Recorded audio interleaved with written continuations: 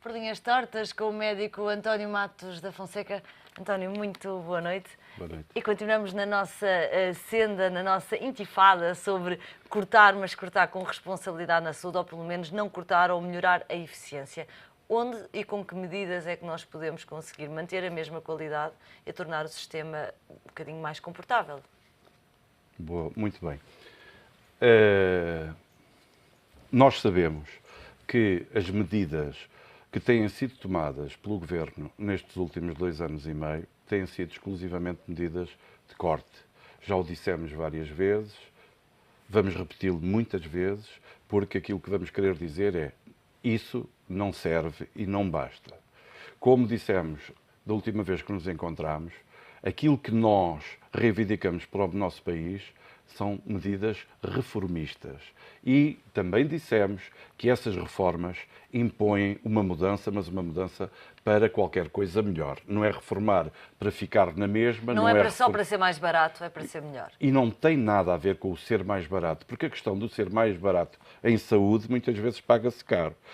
Aquilo que nós, na saúde, temos que ter em vista é o resultado daquilo que nós fazemos aos nossos doentes perante a sua doença. Dir-se-ia que, em saúde, existem várias vertentes, evidentemente, em que podemos trabalhar, por exemplo, na vertente do evitar as doenças, da prevenção das doenças nas pessoas. Isso é uma forma de trabalhar na saúde. Como é que se obtém resultados? Exatamente prevenindo essas doenças e tendo estatísticas que nos demonstram que ao longo do tempo esse trabalho foi um trabalho que deu frutos. Em termos da medicina não preventiva propriamente dita, aquilo que nós queremos é ter resultados palpáveis naquilo que são os atos médicos que se praticam e que podem levar muitas vezes, e a maior parte das vezes, à cura do doente.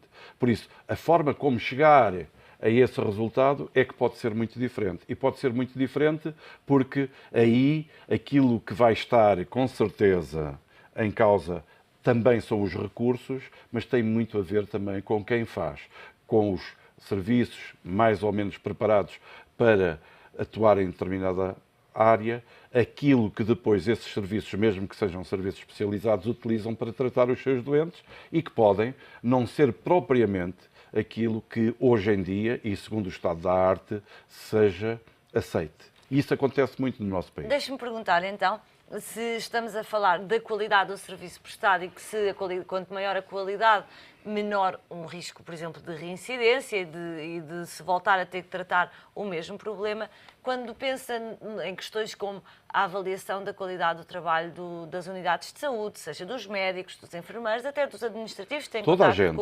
É a unidade, é uma unidade de saúde. É uma unidade, precisamente. Como é que vê a avaliação hoje em dia dessas unidades? É uma avaliação que corresponde àquilo que deve ser uma avaliação rigorosa e uma avaliação eficaz dos serviços? Não, de maneira nenhuma. De maneira nenhuma isso acontece. E eu tenho, e posso dar vários exemplos que demonstram que isso não acontece assim. E há alguns, evidentemente, que tenho algum pudor em falar neles porque prefiro falar com os responsáveis e chamar-lhes a atenção. Existem muitos problemas, muitas vezes até que aparentemente são pequenas questiúnculas, que todos os dias nos passam pela frente dos olhos e que são autênticos escândalos, até na forma como se gasta o erário público, que no fundo é o nosso, não é? E que as pessoas continuam a manter exatamente porque não há essa capacidade reformista de ser capaz de bater com a mão em cima da mesa e dizer não, as coisas têm que ser feitas, mas devem ser feitas como devem ser feitas. E há um grande problema aqui que nós ainda não falámos, e este poderíamos dizer que é alguma coisa nova na nossa discussão, porque nós continuamos a falar na saúde, nos problemas da saúde, nos cortes da saúde, que são praticamente a única coisa que se tem feito no nosso país, e não temos falado numa vertente que eu considero muito importante, que é o papel da Europa em tudo isto.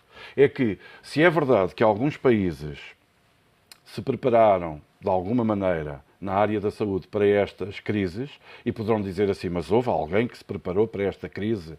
Talvez ninguém se tenha preparado propriamente para esta crise, mas existem países que, de alguma maneira, devido à sua organização, têm sempre um plafond como que de segurança para qualquer coisa que possa acontecer. E nós hoje, por exemplo, que exportamos quase diariamente pessoal da saúde para a Inglaterra, temos que perceber, por exemplo, que a Inglaterra é um país que está muito preparado para qualquer tipo de embate destes. E nós não estamos. E não somos só nós que não estamos, porque existem outros países europeus e que fazem parte da comunidade que não estão. E a pergunta que se faz é, e então, e qual é o papel da comunidade em tudo isso? A comunidade ajudou alguma coisa a encontrar soluções para os problemas da saúde nos países que, no fundo, fazem parte dela? Existe algum tipo de política comum, como existe, por exemplo, na agricultura, para que na saúde as coisas se passem e sejam feitas de uma determinada maneira? A política agrícola comum, apesar de tudo, para Portugal foi péssima, não foi propriamente positiva. Se calhar Exatamente. na saúde podia acontecer... Exatamente, mas pelo menos tinha a possibilidade de discutir esse tipo de políticas com aquilo que é a Europa à qual faz parte. Parece que, em algumas situações, nós fazemos parte da Europa, noutras situações, somos abandonados pela Europa. E uma das questões que esta crise leva é exatamente a termos a noção de que existe uma grande falta de solidariedade da Europa por países como o nosso. Não só connosco, mas também, mas sobretudo, e o que nos interessa hoje é pensarmos que, até agora, a Europa ainda não nos deu a mão para nada no que diz respeito às soluções que temos da crise e, em particular, à crise na saúde. Então, os problemas vão-se acumulando e, sobretudo, a reforma não se vai fazendo. E aquilo que seria interessante era, exatamente, conseguir-se fazer uma reforma em tempo de crise. E se tivéssemos que fazer uma reforma em tempo de crise, como a que estamos a fazer, e tivéssemos que ir à procura, eventualmente, das melhores práticas naquilo que é a área de saúde, que países é que nos interessava olhar? Para que tipo de áreas é que nos interessava olhar? Por exemplo, falava na prevenção há pouco, como uma forma, de facto, de prevenir que uma situação se arraste pelo sistema anos a fio. Que países é que nos podiam servir de inspiração? Nós não temos muitos países que, na minha perspectiva, devemos seguir. Antes, pelo contrário, há muitos países que podem seguir, em algumas situações, aquilo que em Portugal se tem feito.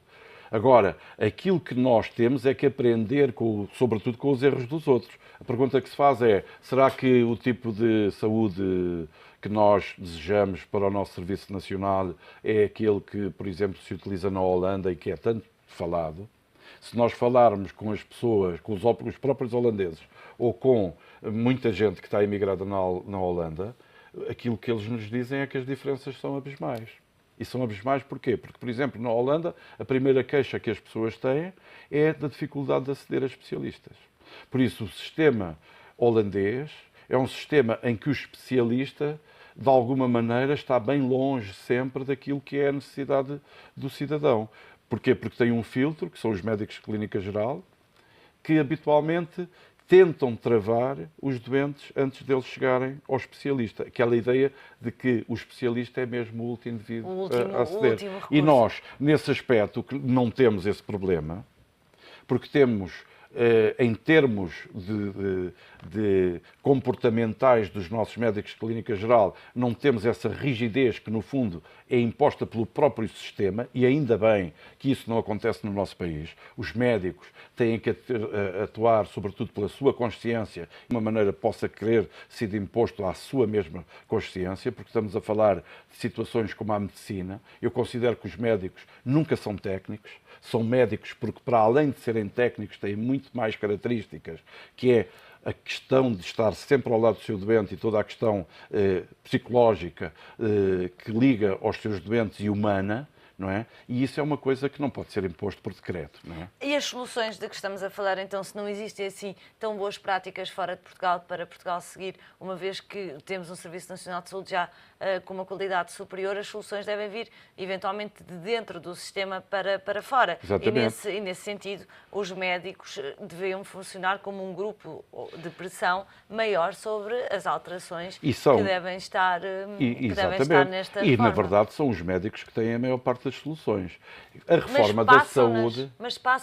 Passam. Muitas vezes o que se passa é que elas não conseguem ultrapassar determinados obstáculos. O grande problema que muitas vezes existe é que pensar-se que os médicos não podem ter uma intervenção na gestão da saúde. E Devem quando se ter- fala da gestão, estamos sempre a falar de números, de resultados e, sobretudo, de dinheiro. Não, é que a saúde vai muito para além disso. E, por outro lado, há uma questão que é sempre importante, é que a eficácia dos nossos tratamentos, depois, claro, que vai ter sempre um reflexo naquilo que são os gastos em saúde. Claro. Então, os médicos são os primeiros que têm que estar à frente para dizerem como é que as coisas devem ser feitas, como é que as coisas devem ser orientadas, e por uma razão, porque eles, sobretudo, e os enfermeiros, são aqueles que estão na linha da frente para poder atuar. Verdade, e perguntar-lhe se não tem a ideia que eventualmente Portugal tem de que instrumentos como, ou instituições como a Ordem dos Médicos e a Ordem de todas as classes profissionais, na verdade, não é só dos médicos, acaba por haver ali uma defesa maior dos interesses de carreira, da própria carreira médica, do que propriamente do sistema. Não, eu não considero isso. Sobretudo a Ordem dos Médicos e, em particular, da atual Ordem dos Médicos. Porque a atual Ordem dos Médicos é dirigida por gente muito dinâmica, gente sã, na minha perspectiva. Eu quero dizer que não sou propriamente amigo pessoal de nenhum dos dirigentes da Ordem neste momento, mas por aquilo que eu tenho ouvido e por aquilo que eu tenho lido deles e pelo tipo de atuações que eles têm tido, eu considero gente com uma dinâmica que realmente há muito tempo não se via no nosso país, de intervenção sempre e sempre em defesa do Serviço Nacional de Saúde. E, por outro lado, a própria Ordem tem gerado determinado tipo de manifestações dentro da Ordem para esclarecimento dos médicos e não só, sobre estas questões, por exemplo, da reforma da saúde, como ela se deve fazer, onde é que ela se deve fazer e quando é que ela tem que urgentemente começar a ser feita, que é agora, que anteriormente nós não víamos essa dinâmica. Por isso eu considero que a Ordem neste momento está mais interessada propriamente com a população e com os danos que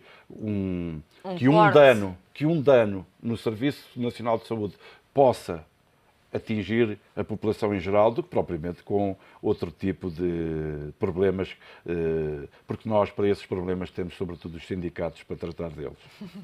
António Matos da Fonseca, até para a semana. Até para a semana. António Matos da Fonseca no Por Linhas Tortas. Para a semana a mais. Até lá.